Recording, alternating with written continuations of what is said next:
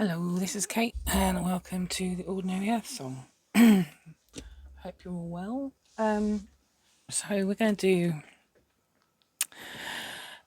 pick a card reading today. See what comes out. I have some new cards which I've just been told we're going to use. So let's do archetype cards. These are going to be our groups, and then I think we're going to use light seers and potentially the archetypes card. Archetypes. The other archetypes card. Oh yeah, archetypes. Looks like we're talking about archetypes today. Fantastic. Okay, let's choose. I've only just got these. Let's these are by Caroline Myss. Let's see. What are our three groups gonna be? That one.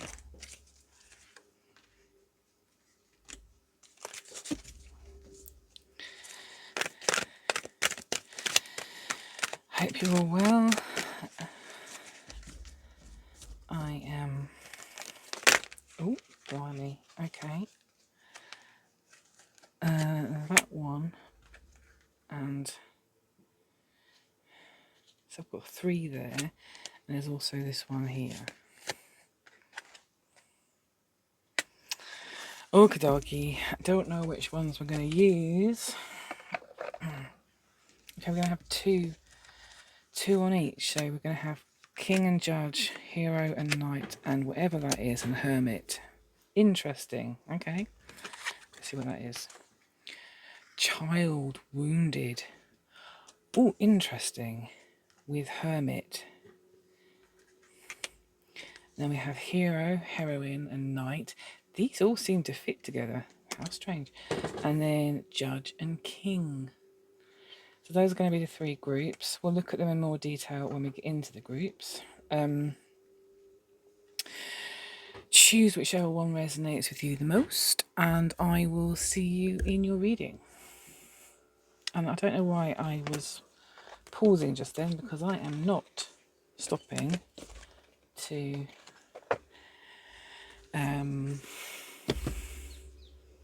do anything else. I'm just going to crack on. Okay. So group one, you chose Child Wounded and Hermit. So the Child Wounded card says, light attribute awakens compassion and desire to serve others. Wounded children. Oh, sorry. I read that really weirdly. So I'm going to read that again. Awakens compassion and desire to serve other wounded children. Opens the learning path of forgiveness. Shadow attributes. Blames all dysfunctional relationships on childhood wounds. Resists moving on through forgiveness. Hermit. Light attribute. Seeks solitude to focus intently on inner life. Serves personal creativity. And shadow attributes, withdraws from society out of fear or negative judgments of others, refusing to help those in need. Now, interestingly, to do childhood wound work, it is necessary to focus, potentially in solitude, on inner life.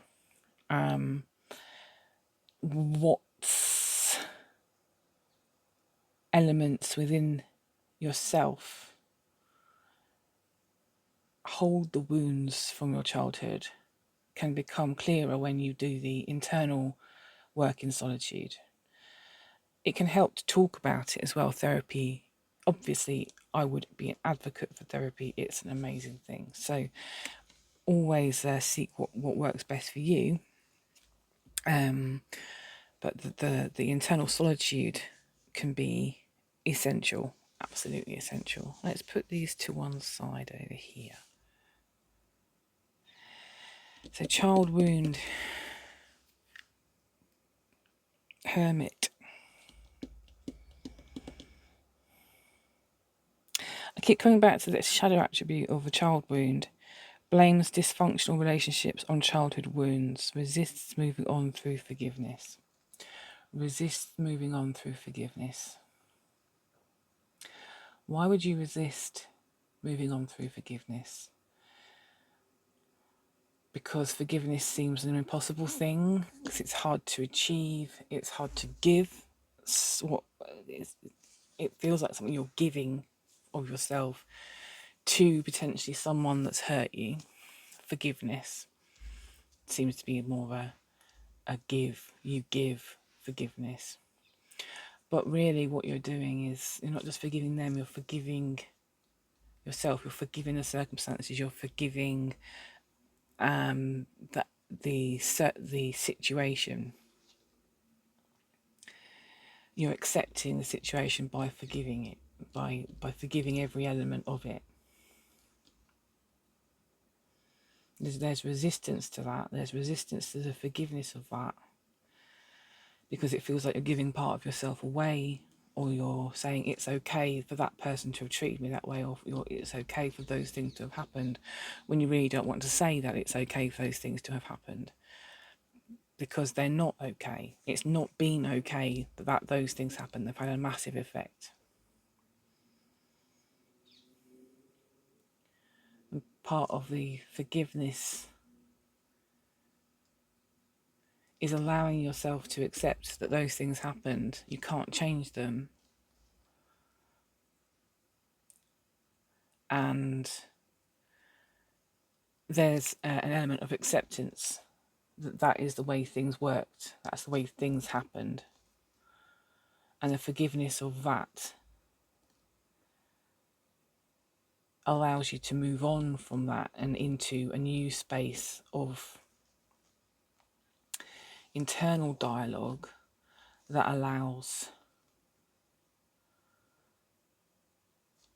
for greater connection with self beyond that situation, outside of that situation, not because of that situation. The situation brought you to this point of forgiveness. The forgiveness itself will take you to a space where you can think outside of and beyond where that situation has only allowed you to think within. So that's the situation potentially built a boundary of thought, walls in the mind that didn't allow thought outside those walls, because they kept you confined. And by forgiving the situation, the walls come down and allows you to see beyond the boundary you've always seen up to. Sorry. And I think this will become clearer as we go through. But this is part of Hermit. The Hermit is hermiting is the time for internal kind of solitude. Internal functioning was the word that came to mind. Functioning, internal functioning, where you allow yourself to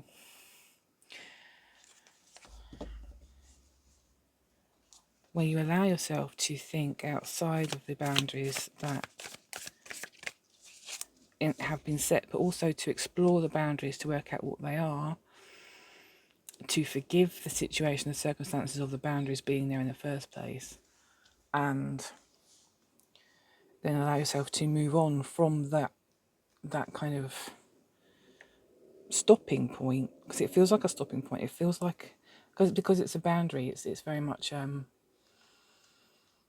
not able to go beyond that thought process, or beyond that hurt, or beyond that I don't know why, but the word disastrous nature, can't think beyond that, because the walls of the boundary have been set and you're firmly within the wall. So the solitude of hermiting, or taking yourself away and spending time with yourself, allows you the space to do the internal exploration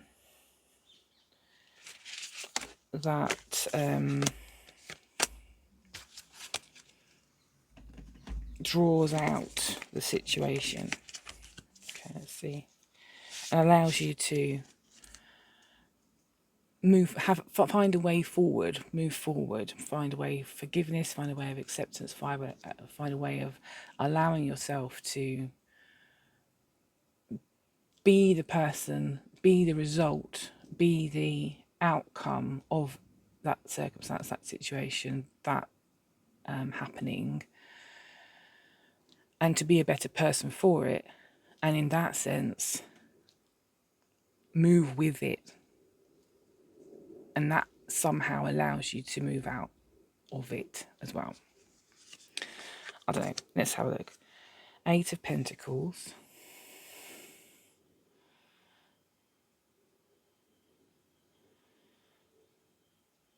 I don't know why I got a sense of choice with this card, a sense of cycles, enlightenment, the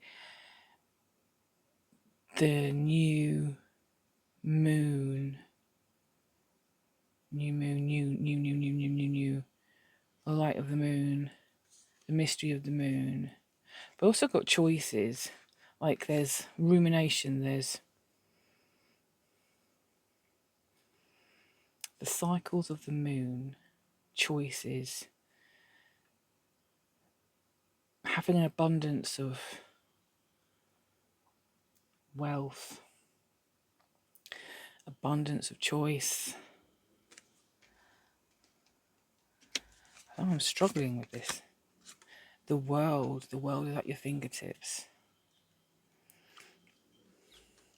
I like this because I immediately got the impression of, like, you know, there's people that ride the hoops. They sort of dance with the hoops, and they're inside the hoop, and their arms are sort of spread out, so they're holding on, but they can sort of move around with the hoop. It felt like that as soon as I saw this card. It felt like you were within the hoop of the world of the Ouroboros here, and but you were dancing with it, sort of spinning around and doing all these amazing tricks.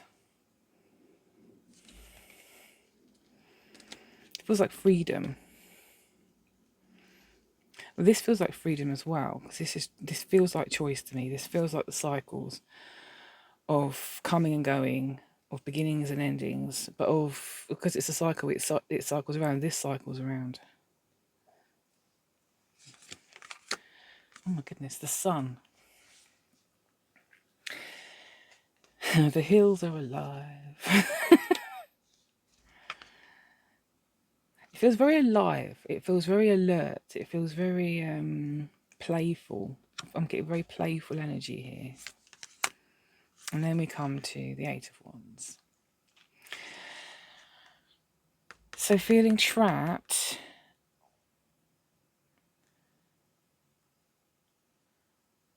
Feeling trapped. This feels like the situation, or the childhood wound traps you. You want freedom, you want choice, you want to be able to play, but the childhood wound holds you tight. It wraps you up, and even though there isn't anything actually wrapping you up here, it's an internal wrap up, it's an internal rope, it's an internal string that you need to unravel. And that's a long journey. 9 of Wands.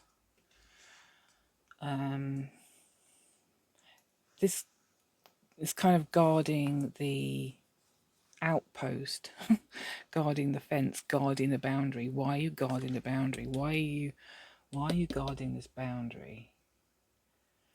Because it's hard to let go of, because it's hard to forgive.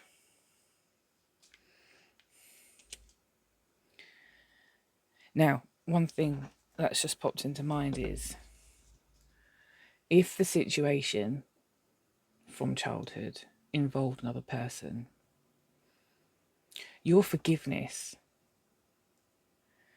doesn't affect them. It affects you, right? The forgiveness is for you. It's not for them. It's for you. Now, part of the forgiveness may be for you to say, I know what you did, and I'm going to need to partially, in some way, forgive an element of that. They're never going to know you've had that internal conversation. The forgiveness here is for your benefit, not for theirs. Just bear that in mind. Because they genuinely aren't going to, I've just heard, give a shit. Because they are what they are. They've done what they've done. They've been who they've been.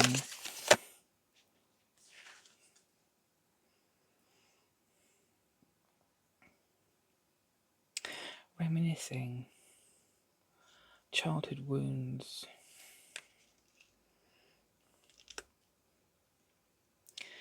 Something definitely happened in childhood that is guarded and that ties you up in knots, but that is holding you back from having this sense of freedom. And I really do think the key is hermiting, figuring it out, and forgiving.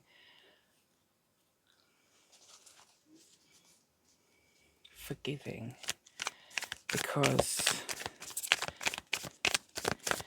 forgiveness is a release. It triggers a means to let go. It stimulates the ability to grow beyond the point. Grow beyond the point of the boundary being set. So it allows you to grow beyond the point of that instance, of that circumstance. It allows you to free yourself. It allows you to take your power back. Because you've let the power go. You've said, you know what? You don't hold this power over me anymore. I forgive myself for giving you that power over me and for putting it within this boundary. I forgive myself for limiting who I am to that point in time. Forgiveness is for me.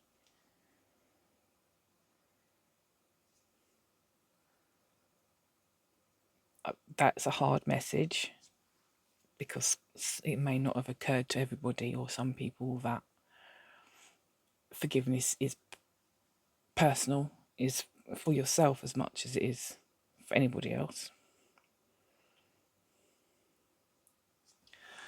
I don't know, this is a difficult message altogether, although it's actually a very simple, easy message as well, because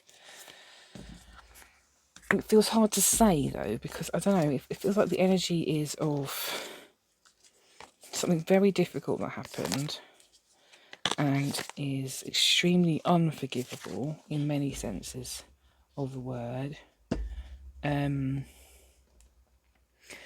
but is causing there to be a boundary, a barrier.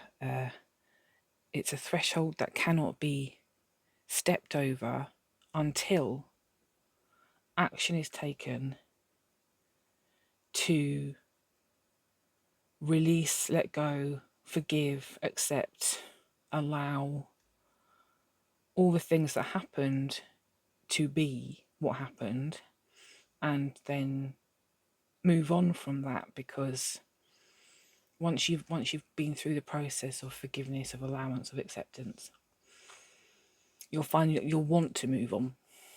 The next steps will be natural, because you'll be like, well,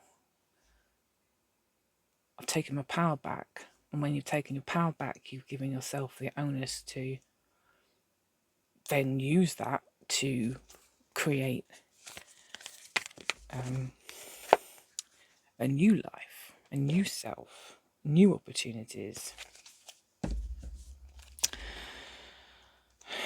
Okay, Mystic.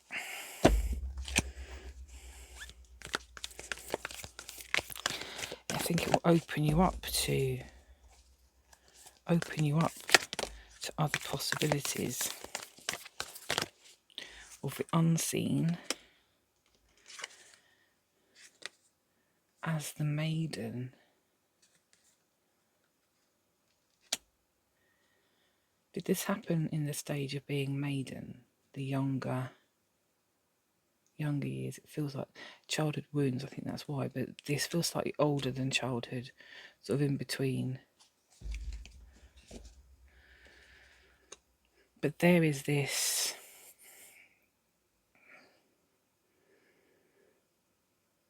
It feels like once that boundary is broken down, the walls have been lowered. There's going to be a whole element of self that will be seen more clearly, and that this will open up and free the mystic in you.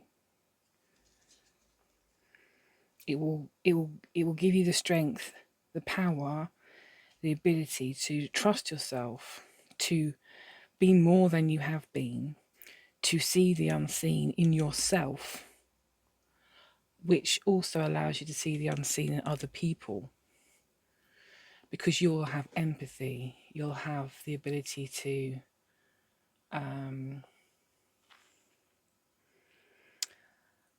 connect with others in a way that some people can't, because they've not had these experiences.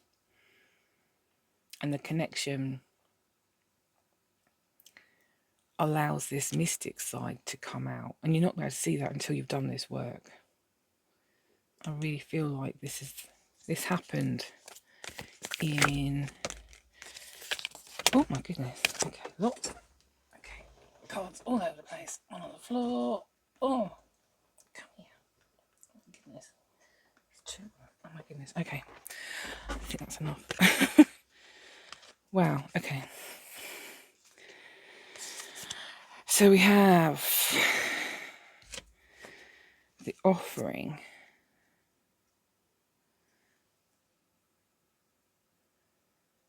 The offering. The offering of forgiveness. The offering of self. The offering.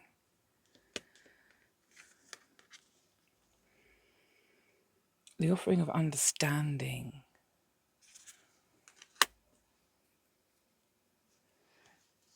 Kairos.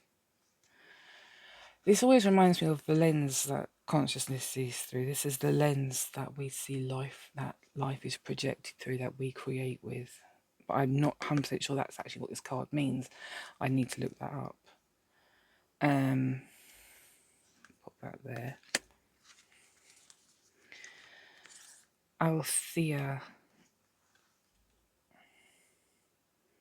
Yin and yang, balance, finding the inner. Because with the darkness comes the light, and with the light comes the darkness. They both sit within each other, and they complement each other, and they work together. You cannot have one without the other. And we may seek and want life with one. We want life with the light, right? So it makes the darkness harder to accept. But the darkness is there to provide shade and shadow to the light, so we can see the elements that are in the light more clearly. With acceptance of the situation, which feels dark, the acceptance is the light in the darkness, shining a light into the darkness, so you can clearly see the things that need to be worked with and worked on in the shadow. And so as you do that, you draw them into the light, and then you can see them because there's shade. And with the shade, because you're able to see them, but they're in the light, you're able to work with them, with other people, which gives you an ability to empathize and connect, which will make you the mystic. The offering here is of the self, is of the ability to work with the yin and yang, the dark and the light, the good and the bad, in balance with each other, accepting both as equal because they are equal. We desire one more than the other, but they can't exist without each other. The thread. This is the red thread that runs through everything. Things happen for a reason. Things take us from A to B. And the red thread is what ties it all together, is the connection between there and there. And one of the things that happens when we've had childhood wounds, or wounds that happen younger and earlier in life, there's a thread that takes us to where we are right now. And when we are right now is in a place where we want to figure it out, where we want to let it go, where we want to work with it, we want to make ourselves into a different, better person, or we want to evolve, we want to develop, or whatever it is. The point is that happened back then. You can't change it. But what has happened is that it has brought you to the point where you are right now. And you're right here, right now, watching this. You're right here, right now. You probably watch other tarot readers. You're looking for guidance. And you're right here, right now, because of what happened in the past. And that's the red thread. It brings you forwards. It's with you now. And it will carry on taking you into the next space.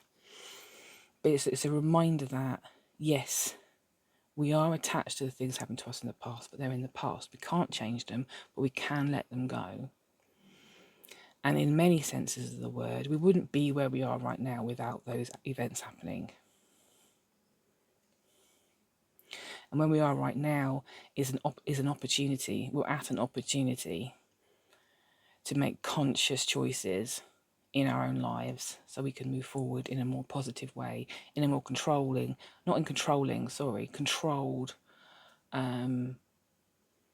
conscious manner, where we are aware of what we are doing. We're not letting life just happen to us. We're aware that this leads to that, and that we can make the choices, and we can seek guidance, and we can use our intuition, and we can use our empathy, and we can use our past experiences to help others if that's what we choose to do. Anima Mundi. This is like literally everything.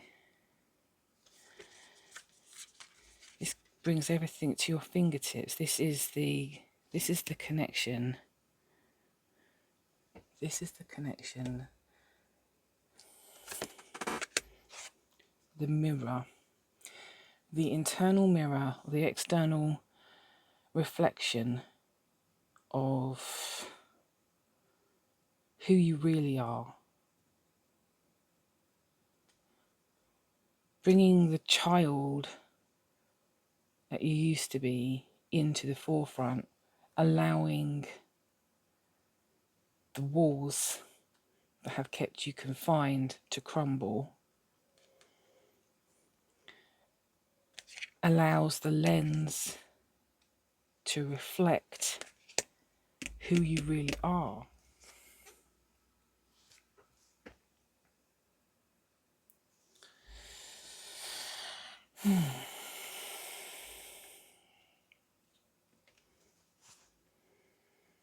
Yeah. Okay, we're going to look at one of the cards. We're going to look at Kairos, because I'm just curious. LXXVI. LXX.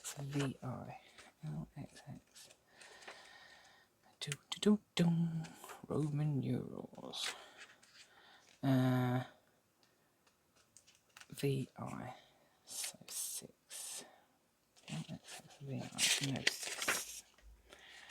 Kairos. We have all had the experience of timelessness, of life beyond the ticking of a clock. It may be felt as time standing still, slow motion, or losing track of time on a walk or in a lovely conversation. This is known as mythic time, and it is the territory of Kairos. This card suggests there is a secondary time continuum that goes beyond any earthly clocks and schedules. Within this non-linear realm, we access divine timing. A single moment ripens with auspiciousness, and our actions change the trajectory of our whole life. Time becomes a living thing that watches over us and tells us precisely when to speak or act. When this card appears, it is all about patience and precision. No clock can guide you. Wait for the rush of inner knowing and not a moment longer. Okay, so that's entirely not what I thought the card was about, or what I associated. Mythic time, synchronicity. There's a synchronicity to this reading in that you kind of know, you need to work on this. And this is a message that, yes, you do need to work on this, and that there is a way forward, and that with guidance from your spirit guide or from yourself, your higher self, or from whatever you want to call it, that conscious awareness that holds you together and is the internal source of who you are, has guidance for you, has a way forward, has a means for you to move beyond. And the timing of that is perfect, because everything happens in this divine timing, mystic timing. Oh, listen, the word evil, this seems random. The word evil comes from the root unripe.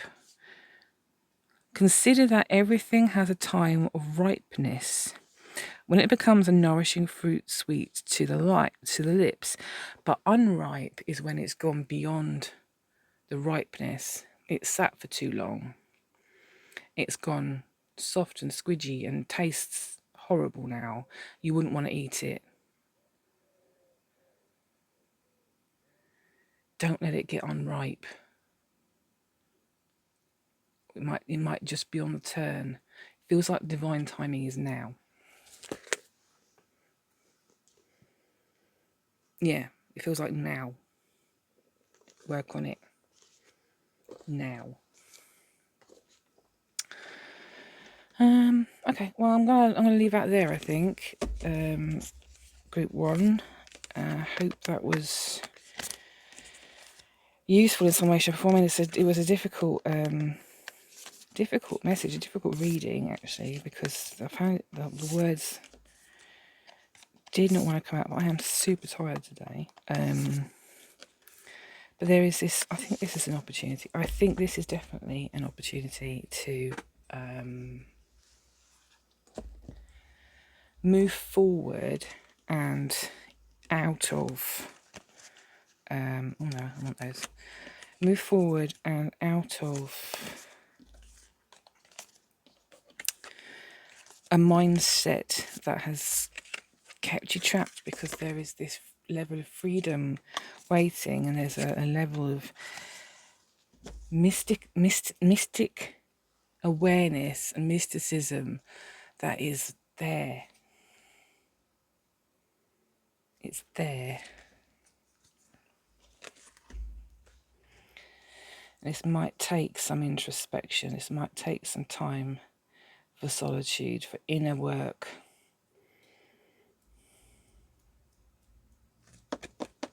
Okay. Thank you, Group 1. I'm going to move into Group 2, which I think was Knight and Heroine.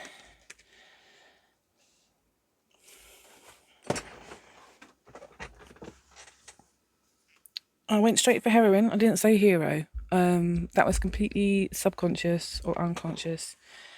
So, interesting. So, Group 2. You chose Knight and Heroine. So the light attributes of Knight are loyalty, romance, chivalry, a love of honor. And shadow attributes are allegiance to destructive ruler or principle, romantic delusions. Allegiance to a destructive ruler or principle, romantic delusions. Okay. And the heroine, light attribute, passion for a journey of personal empowerment. Interesting. Shadow attribute, escapism and a false sense of heroism. Oh, a false sense of heroism. How do you have a false sense of heroism? Do you walk around in a cape when you don't have any special powers? You think you can help people, but you can't? But surely by thinking you can help someone and then trying, I mean, I suppose you could do more harm than good. I don't know. Interesting. Okay. Loyalty, romance, and chivalry, a love of honor. A love of honor could lead to a delusion of superhero-ness.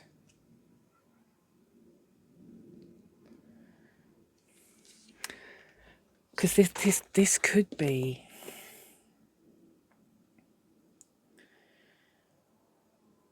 the instigator, or the thing that leads people down a delusional road. Because there's a love of honour, a love of romance and chivalry. There's people being put on pedestals. There's ideals being put on pedestals. There's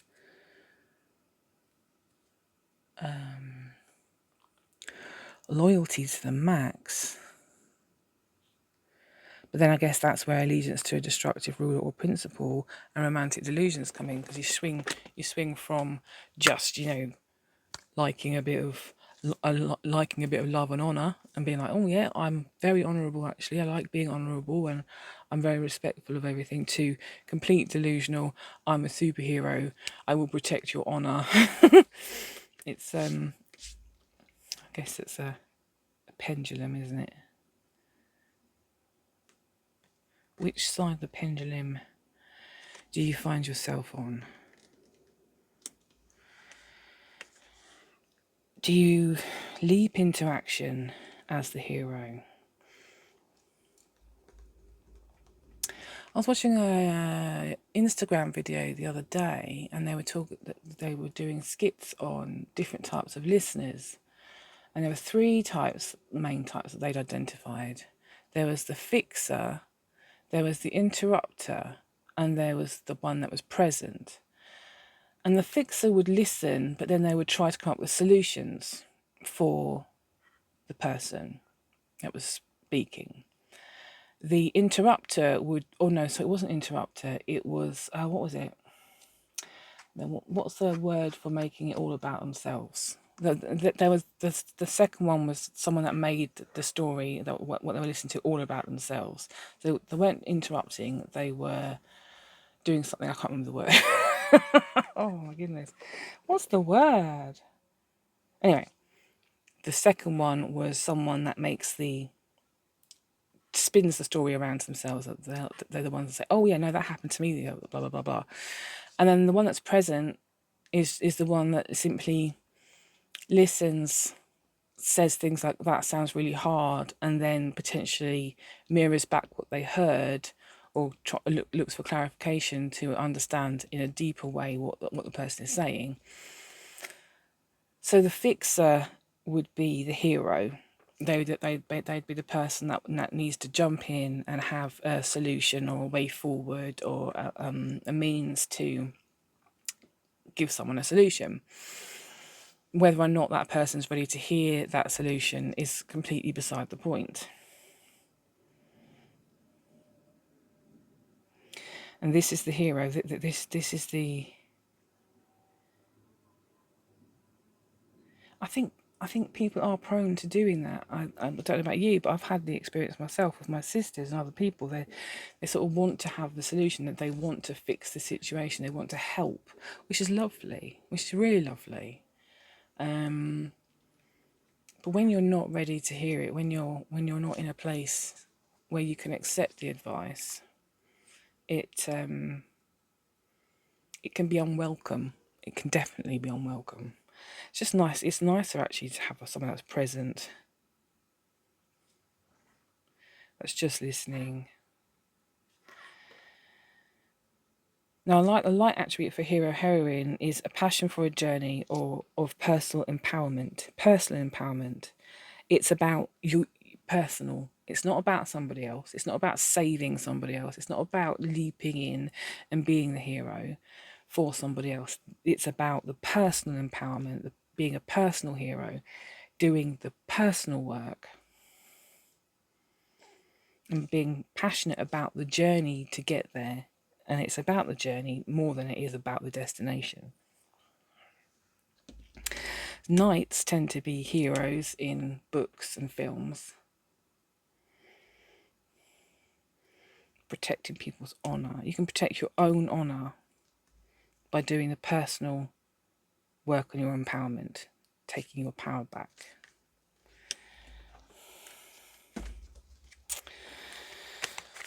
see what the tarot advice says.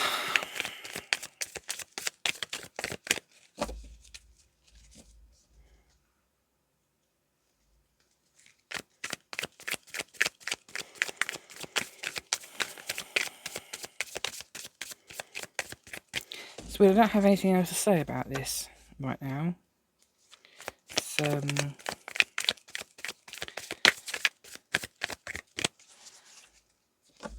feels like someone who wants to, I'm getting the impression, wants to jump in and save people without forethought for their own well-being. Forethought for their own well-being. Putting others before themselves. Being so passionate about helping other people that they forget about their own needs, which is potentially harmful to the self, because you give all of yourself to other people and to other things. You forget who you are, and you sort of become other than, and lose yourself in all the expectations of the people around you, right? Because you're the hero, you're the person they rely on now, you're the go-to. You are therefore constantly under pressure to keep performing at that level. And that's kind of difficult to maintain. It's difficult to maintain because it's pressure. It's to be the hero, to keep the honour, to carry on with the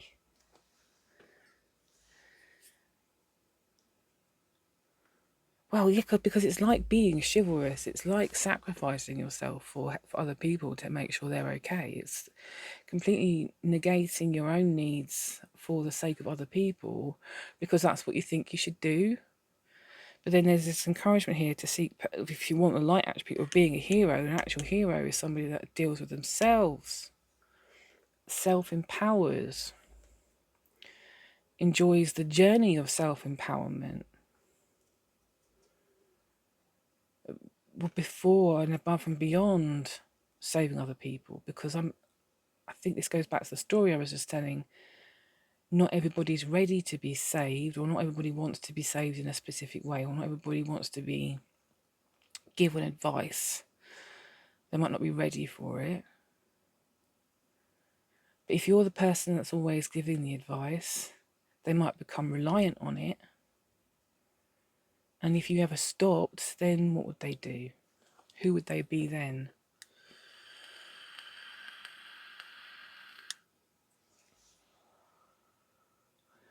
And who does that make you as well? Does it make you their saviour for the rest of your life?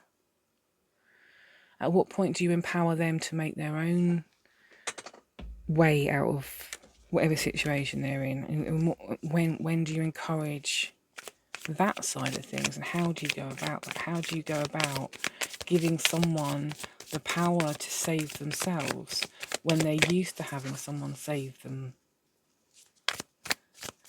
Draw them out. See, I'm not getting anything from the tarot here at all, which is strange. Okay, well, we're going to go with, I've just been drawn to these cards. Shaman's Dream. Let's see what happens. Got way too many boxes now. Too many boxes. Let's pop these cards back. So is there someone that's watching this who has a tendency to leap in and try to save the day, who's used to being the go-to person for other people to turn to when they're having a shitty time of it, who is used to giving advice, who connectivity, jeweled web, bejeweled web, a trap that looks like a sparkly, enticing little jewellery box draws you in, it traps you into the jewellery box though, because it's a web, it's sticky, it holds you in place. Keeps you connected to the situation as well, because there's a reliance on it. There's a reliance on you to remain, a reliance on you to be there, a reliance on you. Oh my goodness.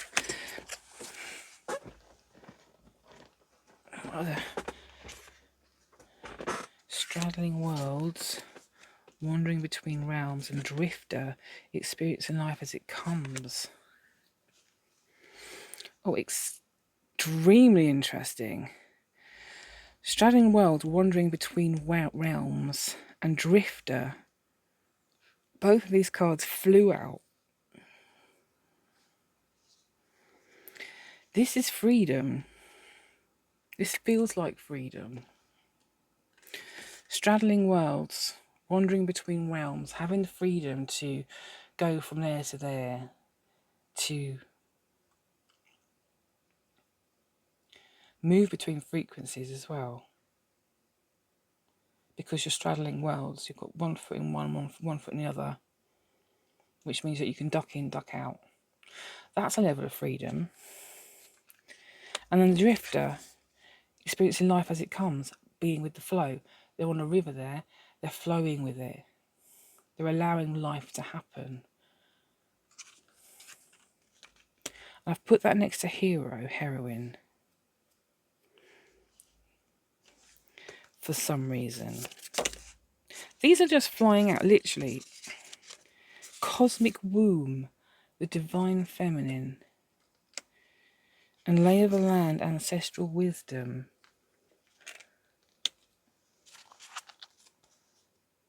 Ancestral wisdom, lay of the land, cosmic womb. Any more? Let's just give it one more shuffle. I don't think there is actually, I'm not getting that. Ooh, last one. Closing door, completion. What's complete? Your journey, your journey is not complete. It can't be complete because you're not. This journey is never complete. It's one stage of your journey. Because you want to drift. I'm getting the impression you want to drift. But at the moment you're relying on, well, you're stuck in the bejeweled web of something. You're stuck in a bejeweled web of something.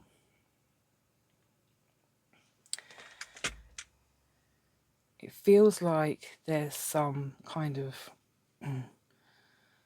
need for heroism and to have some form of defending the honour, which is something from a lineage or a way of thinking that's been taught and that you've embedded into who you are.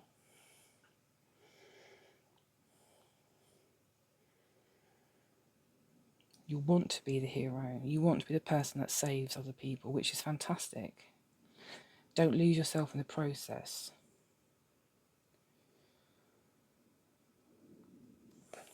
I'm going to read completion because I'm curious. I mean, it's not obviously going to be anything unusual because it's quite self-explanatory. Completion. I have a feeling. When the closing door shows up, it's a call to recognise an ending, to terminate a relationship, job, task, or situation that has been dragging on for too long. Yeah, this feels like the web. It feels like the web that you're stuck in. You're the go-to person, right? You're the person that everyone relies on. That genuinely, if you weren't there, the place would be screwed, right? Unlock the cage you have been trapped in and shut the door behind you. This is not the time to worry about what others might think or feel.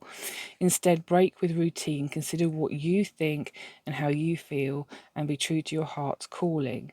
It's time to walk out the door. If you do not see a door, but only a solid wall in front of you, ask for assistance.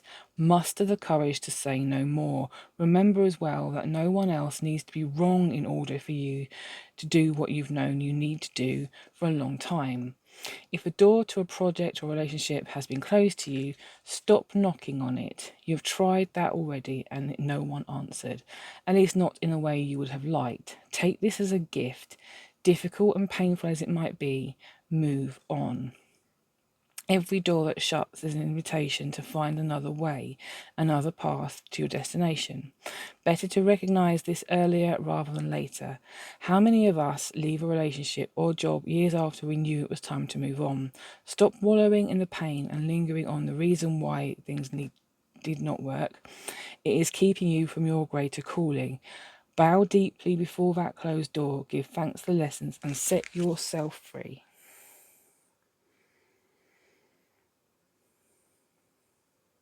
Set yourself free. Because it definitely feels like you're stuck.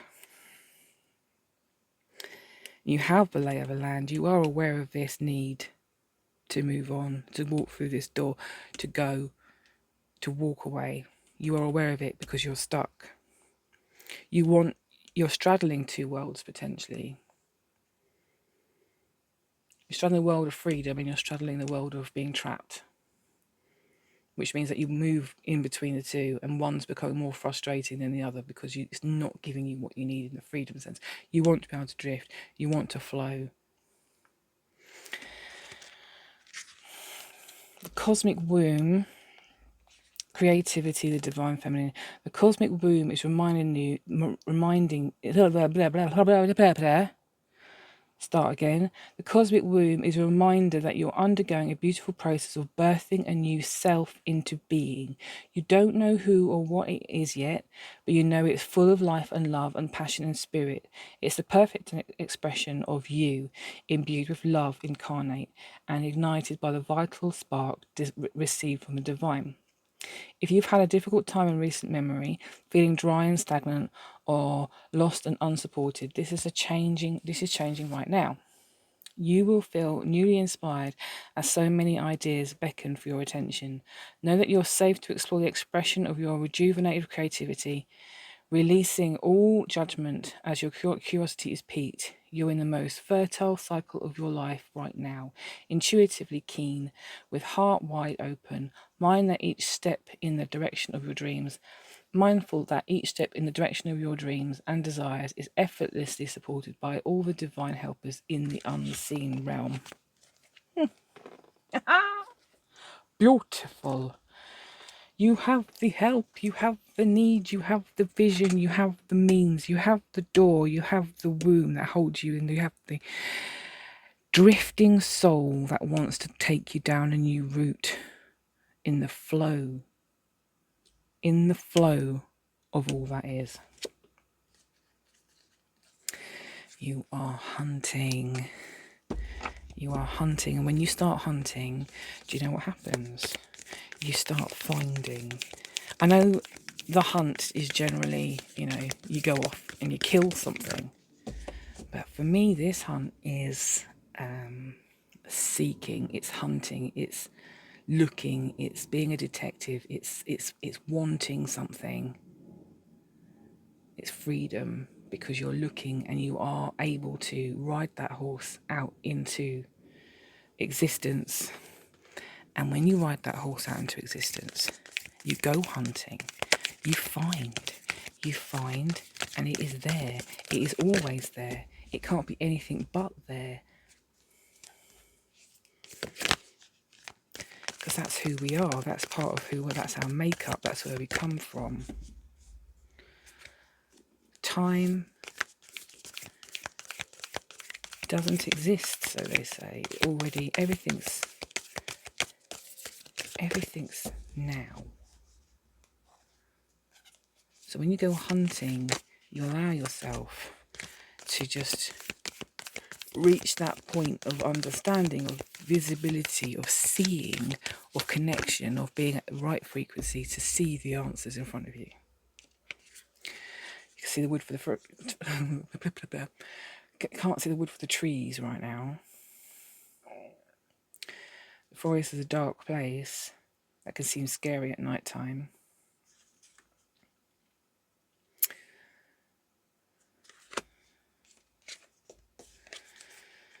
But with the flow, with the allowance, with the closing of the door, with the walking through the door, with the hunt, it can seem scary. It can seem daunting. It can seem like there's darkness and there's noise and there's unfamiliarity and there's surprises and that can leap out at you at any moment. But this is the process of becoming a shaman. And, you know, I think shamans have to go through a lot of shit to become a shaman in the end, because they have to get into certain spiritual states and there's trials and so on. They used to be back in the day, I suppose. And this is the trial of becoming, going through the dark, the hunt, the dark, the shaman, the hunt, the challenge, the shaman. It leads to shaman. It leads to enlightenment. It leads to connection. It leads to understanding. It leads to better understanding. Oh my goodness. More cards on the... Everything's falling on the floor today. How annoying is that? What's this? Oh my goodness, courage. The Father. Now this is interesting because this is a yin and yang balance card. Group 1 had a similar one. Black and white. Male energy. Masculine.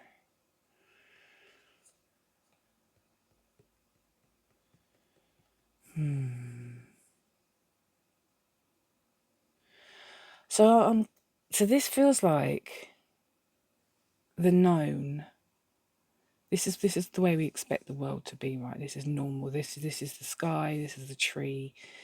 This is the silhouette of a tree, and this is a familiar.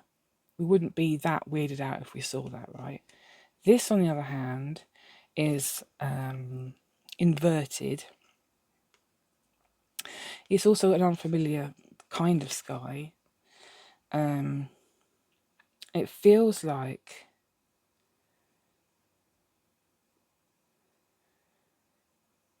I guess it feels like what it would be to look into the fourth dimension, because we wouldn't actually understand what we were looking at. We would probably assume that that was the sky, but it would be so unfamiliar because of the way it looks that it wouldn't make much sense to us.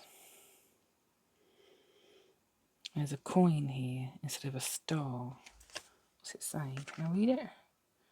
No, it's like... I'm looking at it as if that's an actual, because it's just a card, right? It's some art that someone's put onto something, but it's got meaning. The downward triangle is the masculine and the upward is the feminine. When you put them both together, you get the Star of David or the macabre. I might have to read that one. But let's go see if there's anything else. I don't want you to, please don't fall on the floor again, because it's a pain in the bum having to pick you up. The hunt, the dark, the challenge, the shaman, the father. Okay, I'm just supposed to read the father. 2.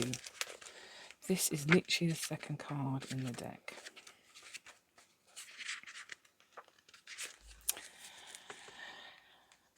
The Great Father, the masculine, the protector. Alongside the mother, the father resides in the central axis of the archetypal family. The father embodies both light and dark aspects of the masculine. Thus, he is infinitely dynamic and complex. His energy is strong and regal, embodying such virtues as honesty, wisdom, and loyalty. Yet, ironically and simultaneously, the father is often absent, literally or emotionally. Through absence or action, the father eventually reveals that he is neither a king nor a god, but a human being with many flaws and wounds. He is both the guardian and one who leaves us to the wolves. Here, yet gone, the champion and the failure. The father can never resolve or escape this duality. It is inherent in the archetypal self. Witnessing the father's limitations allows the child to grow beyond the family and into the world. Oh, the father is the hero. The father is the pedestal. The father is the ancestral wisdom. The father is the what we're holding up, comparing ourselves to. This person, whoever it is this reading is for, is comparing themselves to. They have their father on a pedestal. They have their father on a. They're the hero. They want to be like that, and their father was this hero in their eyes. They helped people. But there's this duality. Do you know what struggles your father went through? Do you know what personal challenges that he faced? Do you know? Have you had conversations? Are you able to have? Are they still around? Is this a conversation you could have with them? Is that who you want to be? Because there is duality in this, and there's duality in absolutely everything. But the duality of the father, he is both the guardian and the one who leaves us to the wolves. He is the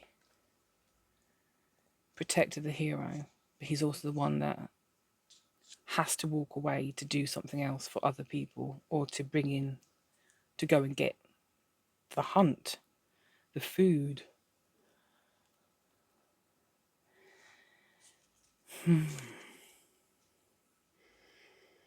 The father.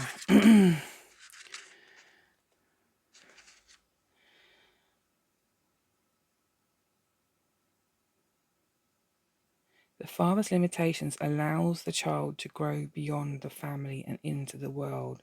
Recognizing the father's limitations, recognizing the limitations of being a hero, of seeking the honor of your father, of recognizing that, witnessing it, seeing the limitations, allows you, the child, to grow beyond the family or that situation or that kind of need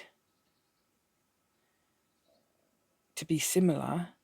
And then because you've witnessed it, because you've seen it, because you've moved beyond it, you're able to move back into the world in a more balanced way. You can teeter on the edge of being more one than the other. You can be more hero than you can be present for your family. You can be more hunter than you can be gatherer. You can be but if you were to balance the two, if you were to have less of one, more of the other, then I think there'd be more happiness in your ability to be both. And then you'd see the importance of being both more than one over the other, because one can become an obsession. If the hero can become an obsession, meeting someone else's honor, it can become an obsession. Being the helper, being the one that fixes, can become an obsession, and it can overtake other priorities of other people, other things, which means that your life becomes one-sided, and you miss out, you lose out on other aspects of who you could be, and who other people could see you as well. Because you're more than just the hero. And I mean that. Just being a hero is kind of flat. It's kind of one-dimensional, you know? It's way more to everybody than one dimension of just basic personality. That's the person I always go to. They're always there.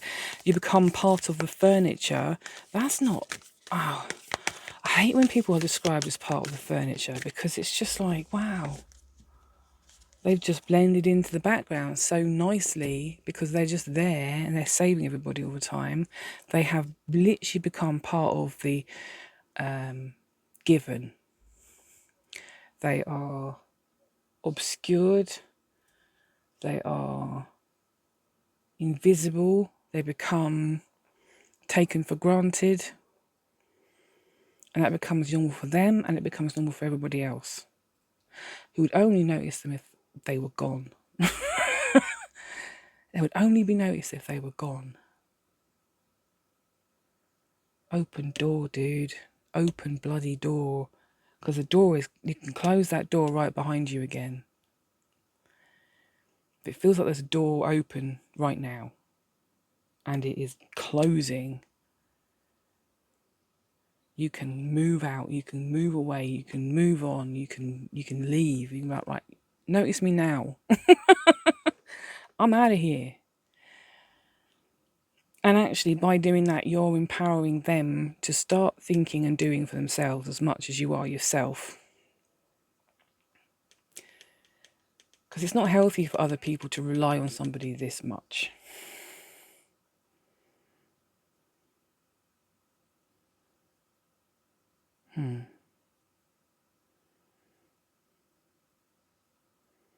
People need to start figuring some shit out for themselves, you know what I mean? You know what I mean, Harry. Is there anything else? Is there anything else for group 2? Because I think we need to move into group 3. I don't think there is anything. Nothing. Okay, cool. We could handle that. Good. Right, actually, no. I'm going to pack up group 2. Thank you for watching. Hope that helped in some way, shape or form. Just generally think that, I mean, is it, how healthy? It's fantastic to want to be the hero, to be the go-to person, to be the, it's actually a really nice thing to be the person people rely on, because it means that you're good at what you do. It means that you are sought after. It means that you are fundamental to whatever that situation is. It could be work, it could be home, it could be a youth club, it could be, I don't know, anything really. And whatever it is, it's a nice feeling to be needed, to be wanted, to be relied on. It's a fantastic feeling. But it also becomes exhausting. It becomes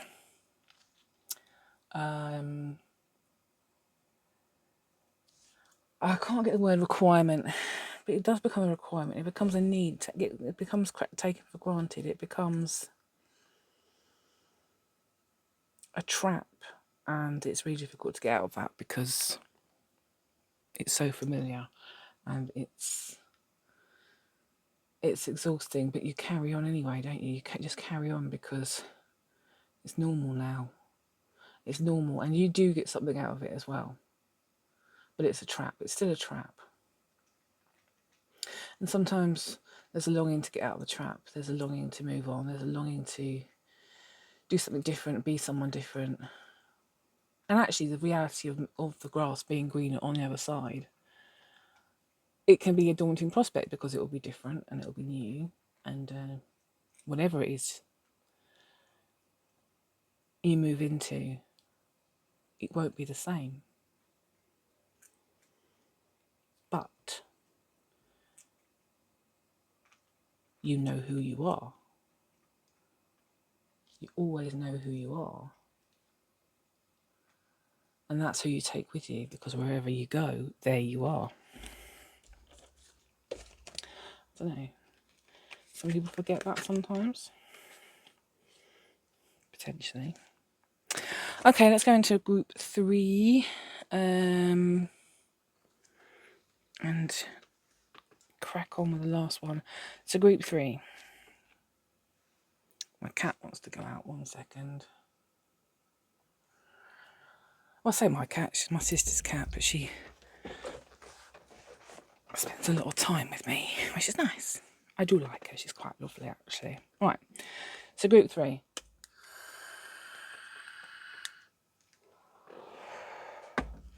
We have King and Judge.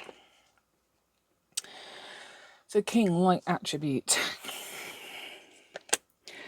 Enlightened, benevolent leadership, benefiting those in your charge.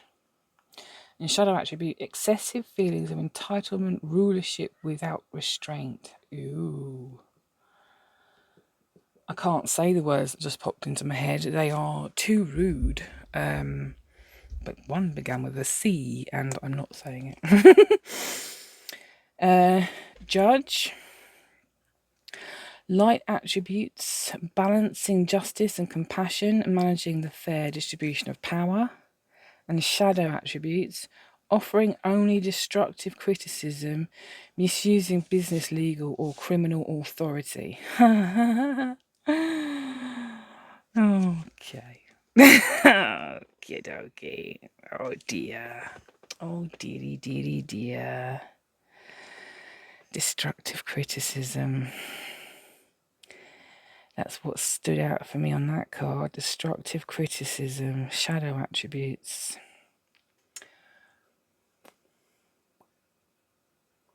And that leapt out to me specifically, and I will be completely honest, because I was yesterday writing about the mother wound, and after realizing that part of my mother wound, having not really worked out what was meant by the mother wound before, it suddenly occurred to me that the mother wound in my specific instance includes destructive criticism. And I don't think it's conscious. I don't think she does it consciously. That kind of makes it worse because it's flippant, and when it's flippant and she's completely oblivious to what she's saying or what the effects of what she says and does are, it hurts even more sometimes, because you're just like, wow, you've got no idea. She's got no idea. She does it when she's smiling as well. But I've got 3 sisters, and she's done it to every single one of us. Destructive criticism. So it's taken me immediately to that thought. Whether that's right or wrong for this reading, I don't know. But that was the first place my head went to. So it was interesting that came out. King, enlightened, benevolent leadership, benefiting those in your charge. Yeah, leadership that is inclusive, that listens to the people around you, that integrates and includes other people's thinking and ideas and ideals, and recognizes that everyone is different and requires different levels of information and understanding and ways of understanding things as well. But leadership takes them on the journey, and they go on it together. They don't dictate the journey. They don't, as the shadow attribute sort of suggests, isn't rulership, isn't dictatorship, isn't do or die. It's inclusive, and it takes people along. So leadership is where everybody contributes, and a leader listens and draws it all together, and then uses that to draw the project or the group or the work or whatever forward together. And it's interesting then that in the judge,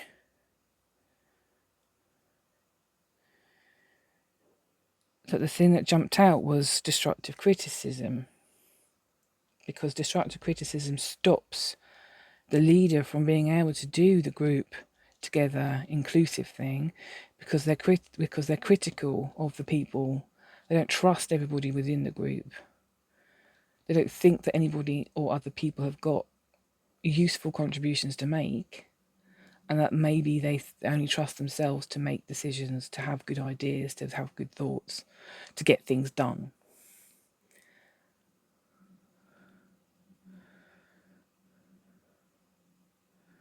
There's a level of awareness, self-awareness here, that is leadership, where a good leader judges with compassion and understanding and fairness, and with distribution of power. That's what I was saying, distribution of power, right? But then both of those is shadow, destructive criticism, entitlement, a need to rule, dictate, and not have to listen to anybody else.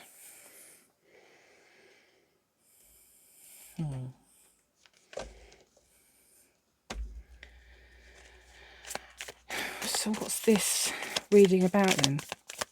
Is it about one over the other? Is it about someone who is wanting to be this type of leader but is dealing with a different type of leader? Let's see. What does the tarot? Can a message come out? Sorry, I didn't. Can we get a message from the? I didn't knock the last time. I wonder why that.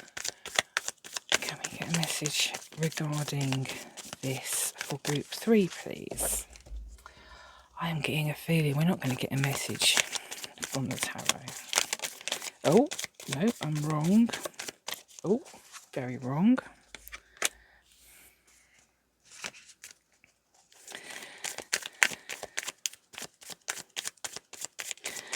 Dunk dunk dunk dunk dunk dunk dunk dunk dunk dunk dunk dunk.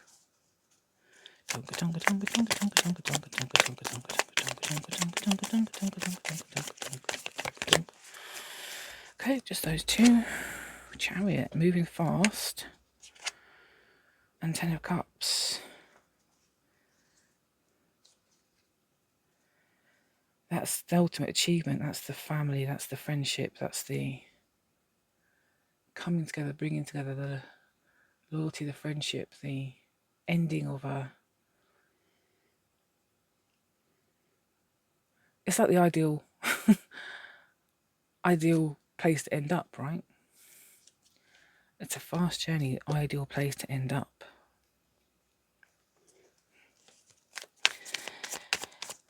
So, what... oh, goodness, okay. These literally just flipped. King of Pentacles, leadership. The Lovers, relationship. 6 of Pentacles, hard work, juggling in, but not, it's not hard work, it's easy work, it's flowing work, it feels like it's just easily getting from A to B to B to C and around and around and around, infinite, because it's got this potential, it's got infinite potential.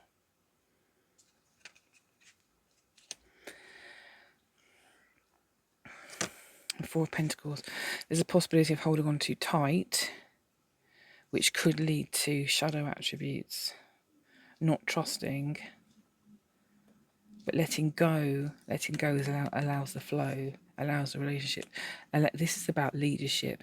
This is about getting to a point of satisfaction and joy. And it's a journey that's happening now or soon. And it's in the flow of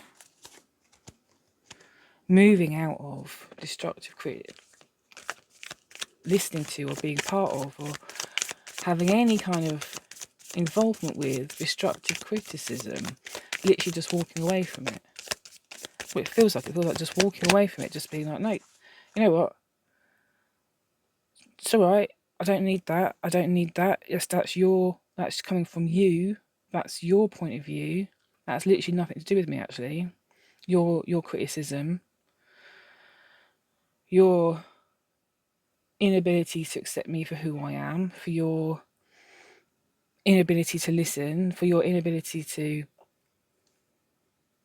do anything other than dictate and to be right in your own head, that's you.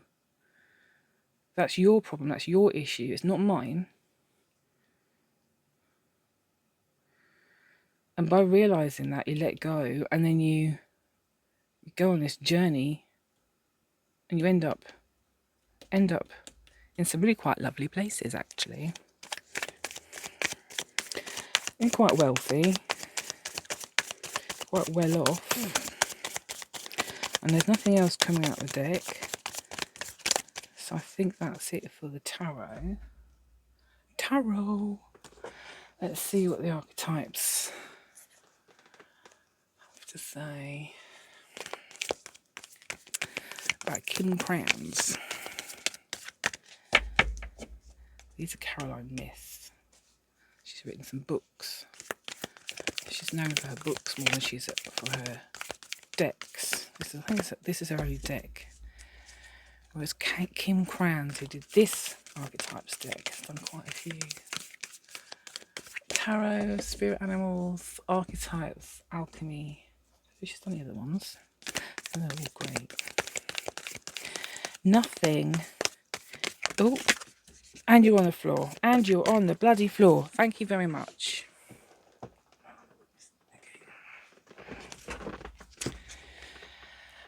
Again, this dualistic, the duality. There's so much duality. Balancing the duality. The light and the dark. The sun and the moon. The sword. Interesting. And we also have the mountain. Climbing the mountain can be quite daunting. It can seem like a daunting prospect because it's a long way, right? The mountain's bloody huge. Climbing the mountain, not just because it's there either. It's because it feels like that's the duty or the requirement, or it feels like an obligation. An obligation to climb the mountain? Why would you be obliged to climb a mountain? You're obliged to climb the mountain to get to the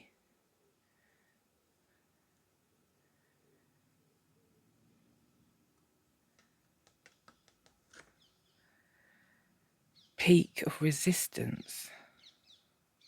You're obliged to climb the mountain so you can get to the peak of resistance. So you can get to the peak of resistance so you can see it clearly. And so that you can, I just heard stab it through the heart and move beyond it. Climb down the mountain. So that you can then follow the path of least resistance. That goes around the base of the mountain and follows the river. Now I know in this card there's this cave here that you can climb into and you can walk through and you get to the centre of the mountain. I need to read the book to remember why, but there's this journey into the centre of the mountain.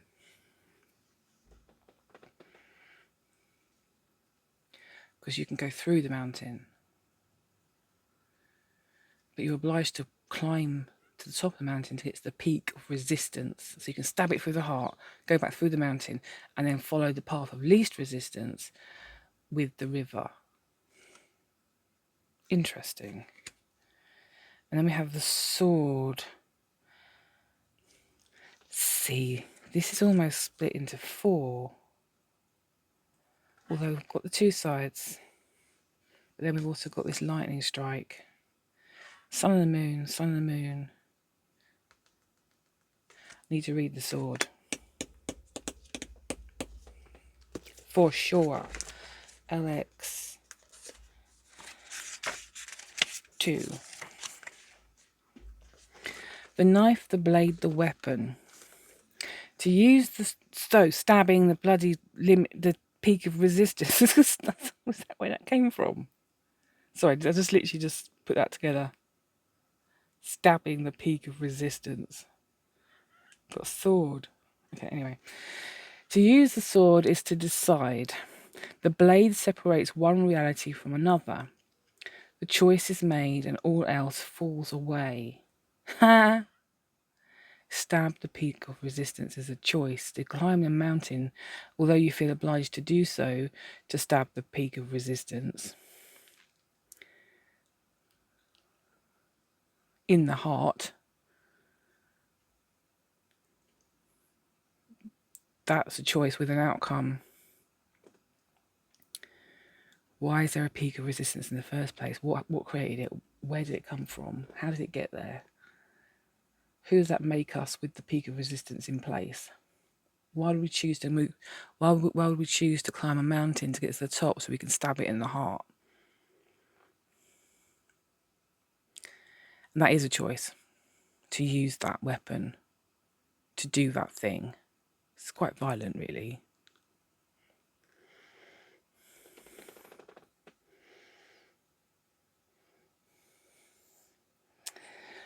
The choice is made and all else falls away. If you find the sword in your grasp, you can no longer hesitate. This weapon requires a clear and decisive mind and a willingness to act. See, this is the thing. When I was first saying this, there was no resistance whatsoever here. It was like you're climbing to the top. It's the peak of resistance. Stab it in the heart. Go down. Find the path of least resistance and crack on that way, following the river. It was like that. There was no hesitation. That was it. That was the point.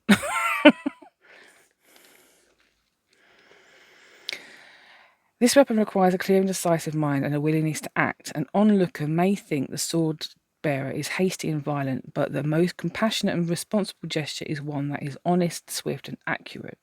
Our first encounter with the sword is at birth, when the cord we share with the mother is cut.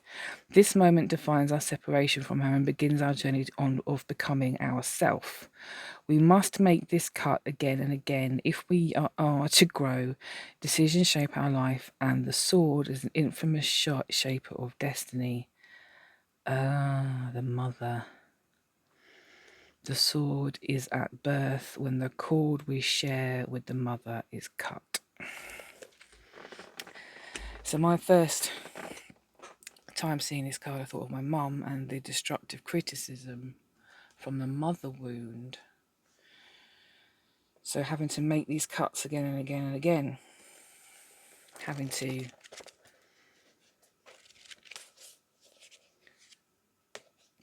keep cutting those cords. Because the mother wound is the deepest. And it has created for me probably the most difficult peaks of resistance ever. Peaks of resistance that sit at the top of highest mountains, and that can only be observed if you're right bloody in front of them and you've been slapped in the face with something.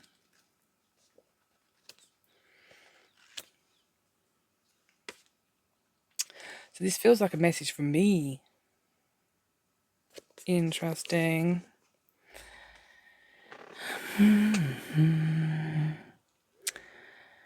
Yeah. I don't know about you, my mum's fantastic, but she is also completely oblivious to the effect that she's having and what she says and what she does and how she says it, and she's utterly oblivious. She's in her 70s now,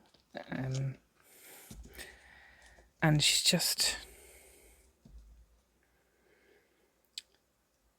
doesn't know. We've talked to her about it as well in the past. All of us have sat down individually and as a group, and those have been very difficult conversations because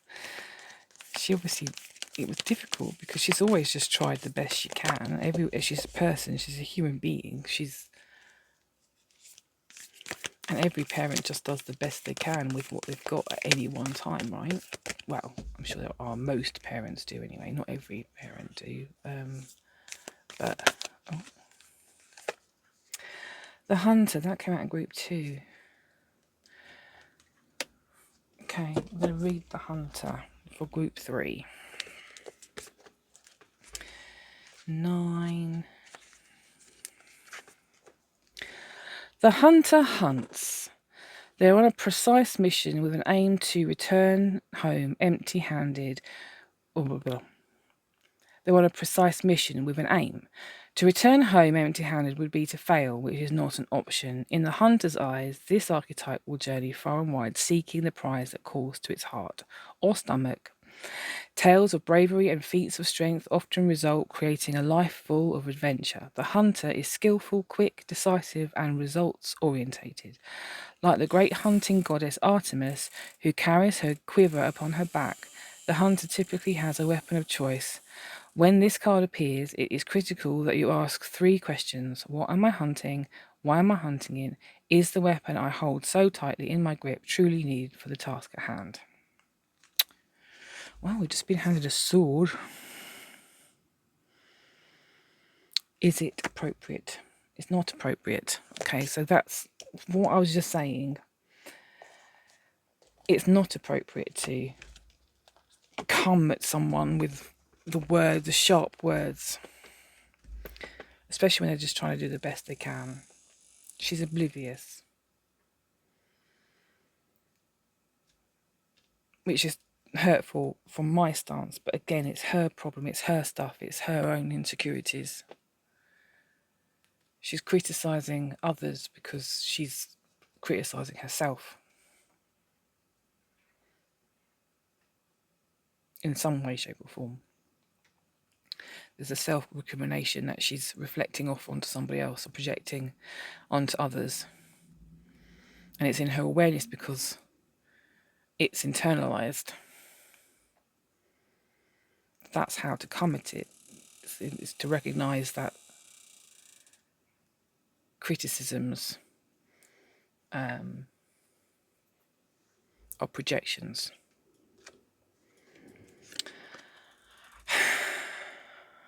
Seriously?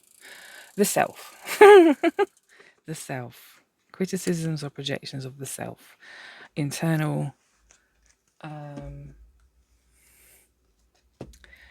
battles. And actually, that doesn't mean, just because they've said those things, doesn't mean that they are true of you. It doesn't mean that you have to take them on board. It doesn't mean that you have to own them now. It doesn't mean that because that person said that thing about you or to you, that you are now that thing or that person or that way. Or, just because they've said it doesn't mean their opinion is now the truth. It does not make it the truth whatsoever. You know the truth because you've got the internal guidance, you've got your own internal understanding, you have your own self. The fact that they've said those things, they've bullied you, they're criticised, they've come back at you with some comment that is derogatory, whatever it is, that's them projecting their own internal monologue. That's them projecting their own internal battles with their self.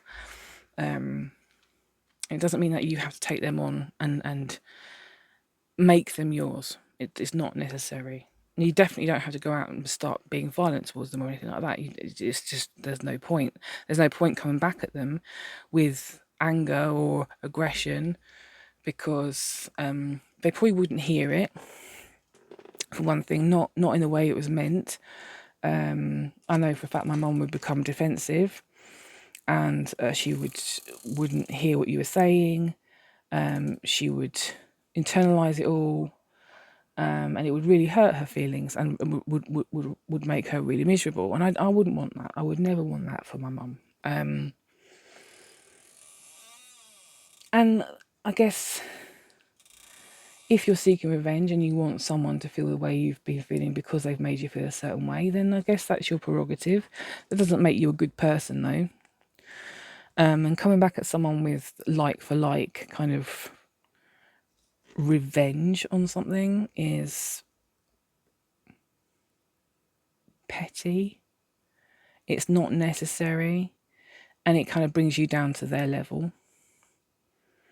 So it's necessary to think of yourself as an internal being, that when someone projects these things off of themselves and tries to project them onto you, you don't have to absorb it. You can reflect it and you can just be like, okay, whatever. Because it doesn't actually really change anything. It's just someone else's opinion. It's just someone else's words. It's just somebody else's thought processes. And that's not yours. That's not yours. It's theirs. It's 100% theirs. You don't have to own it. You don't have to take it on. You don't have to imbibe it into who you are. You don't have to embed it into the way you think about yourself or about other people. You don't have to do that. It's a choice. You have a choice. You don't have to do that. You got a good sense of self. Keep to that. Bounce it off. Okay. I don't think there's anything else to add to that. So Group 3, this is your reading.